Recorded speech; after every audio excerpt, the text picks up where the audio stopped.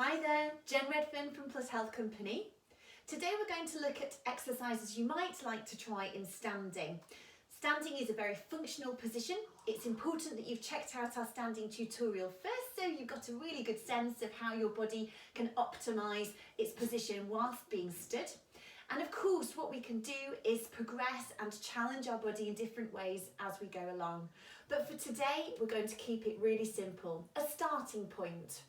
We'll look at exercises and about 5 repetitions of each, but generally speaking, gradually working up towards 10 repetitions and possibly repeating that a couple of times. So 10 repetitions and then 10 repetitions would be 10 repetitions, 2 sets.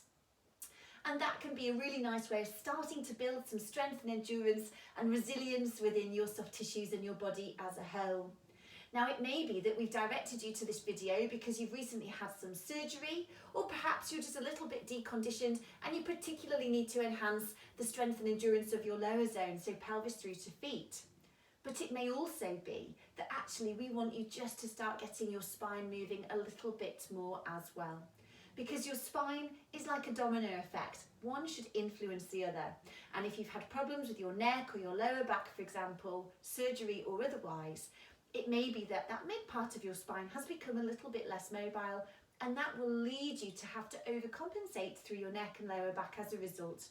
So let's get everything nicely moving, get those muscles going, that blood pumping, and you'll start to feel better about yourself and your body in no time.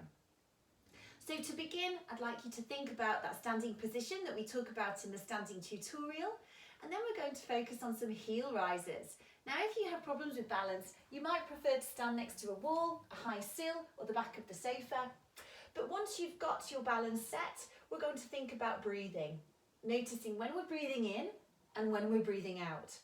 And as you breathe in next time, I'd like you to rise to the ball of your feet, and as you breathe out, lower. So it should feel like a nice, slow and steady movement. You're coming up as high as comfort and control allows, keeping strong around your ankle bones, so you're not feeling the ankles move outwards to the side and the big toes lifting. Let's try one more of those. You should start to feel the muscles in your calf working a little bit, but as you progress it and do more of them and change how you exercise with this, you should also find that perhaps that effect starts to gravitate upwards, and you may become aware of your hip muscles, your buttocks, and that's totally normal because no one muscle works in isolation. So it's quite normal for us to experience an effect in other places as we begin to fatigue. And having comfort and control is the most important thing. So if you start to feel uncomfortable and you're lacking control, then you really should be stopping and maybe revisiting it at another time. Now, along with your heel rise in a nice slow way, I'd also like you to consider doing some more briskly.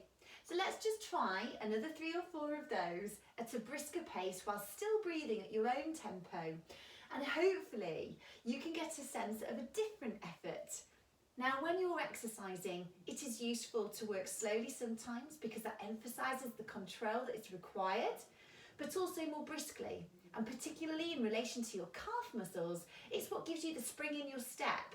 So if walking has been problematic for some reason, it will help you to restore a better gait and feel better, move further, walk stronger and longer as well.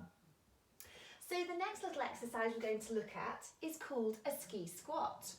The first thing I'd like you to think about is the waiter's bow that would precede it.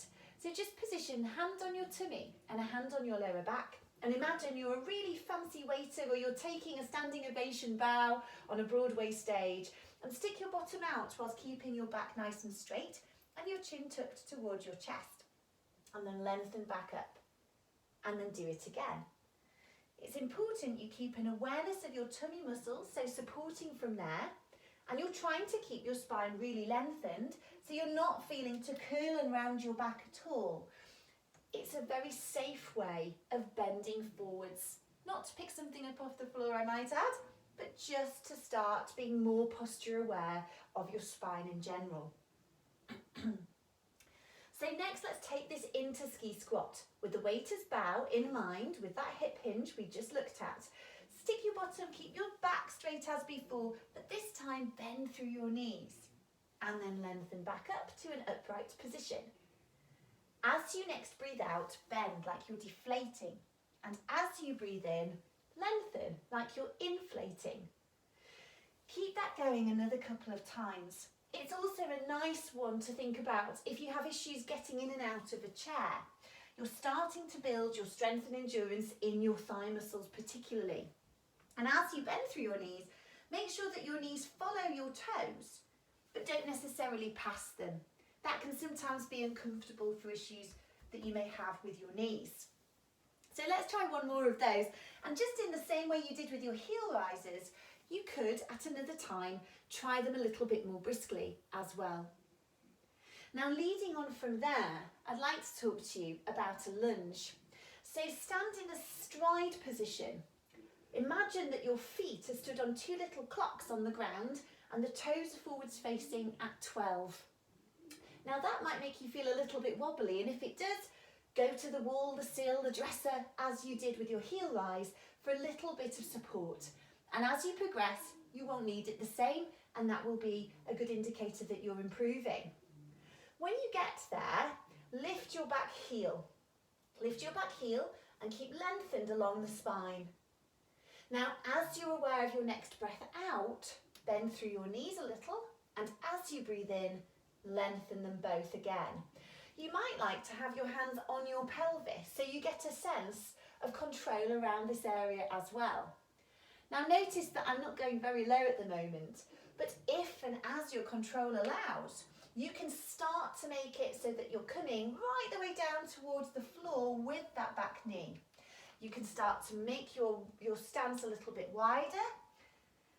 And if there are issues with your knee, then again, assume that waiter's bow, that hip hinge position, and make sure that that front knee is not going and past the toes of the front leg. Instead, it's much more about sticking your bottom out and leaning forwards with that lengthened spine, and then coming back to that upright position. And then you would do the very same thing, leading with the other leg.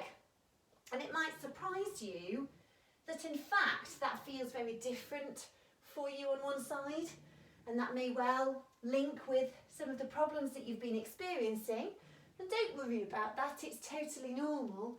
But if you find that there is a big discrepancy between one side and the other, then maybe it's worth starting with the weaker side for a set of repetitions, and then go to the other side, and then go back to it and try again. So you can help it essentially catch up over time. Now, lunging is also a very functional position in itself. If you needed to get something off the floor, you could use the ski squat that we looked at before, but you could also use the lunge as well. And it's all going to help to protect your spine and keep it comfortable as you do so. Now, other things that can really benefit from standing exercise, of course, is our balance challenge. So I'd like to try this with you now. Take your hands to the pelvis and stand with your feet together for a moment. If you think you might need some support with your hand, go there now. Transfer your weight across to one leg and lift the other. Now, we shan't spend the full time practicing this right now, but your aim is to absolutely be able to manage 30 seconds on one leg whilst you're able to turn your head from one side to the other.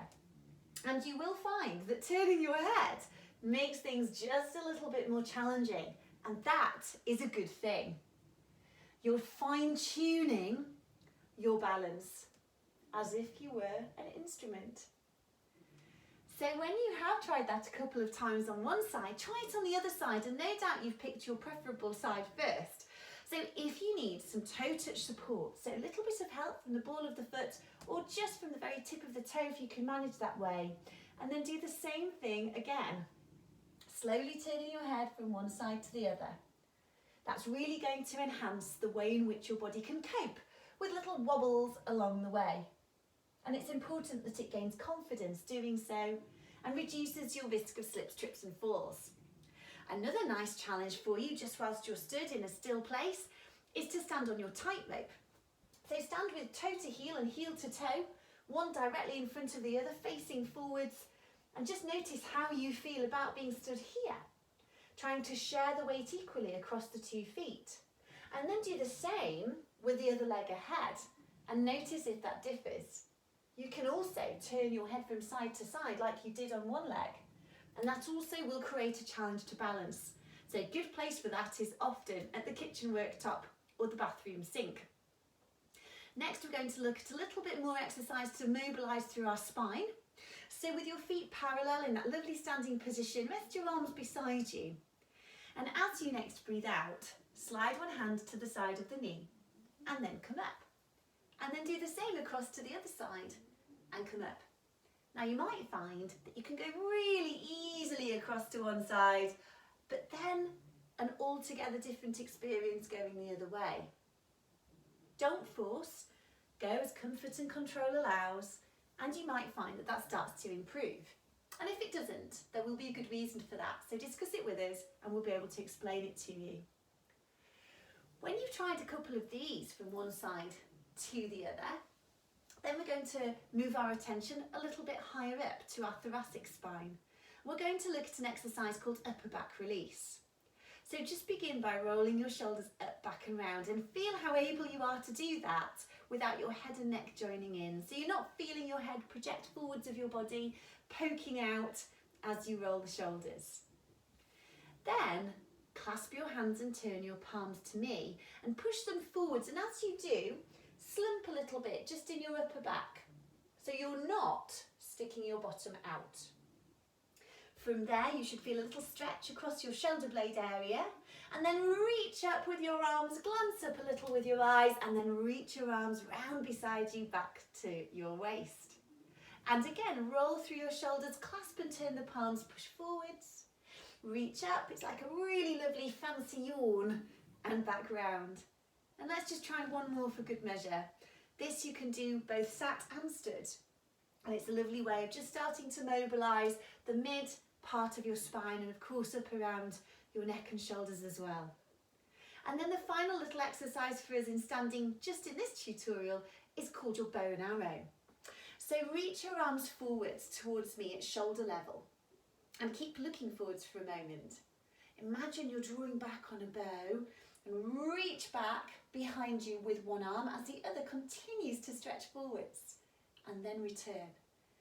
And switch, and as you do it, imagine that you have some headlamps on your hips that you're trying to shine forwards to me rather than turning to the side. As you breathe out, reach out, and as you breathe in, return in. Notice how we talk about moving in time with our breath rather than the other way. And if you'd like to, then let your head turn with the back arm, and that can also feel to create a little bit more rotation further up the spine. Again, you might find you can do this nicely whilst you're sat as well, so give it a try and see how it feels. But there are a few little ideas for you to just get started with. It's important that you're really clear on why you're doing the exercises you're doing. So if you're at all unsure, please get in touch and we'll be happy to discuss it with you. Until next time, bye for now.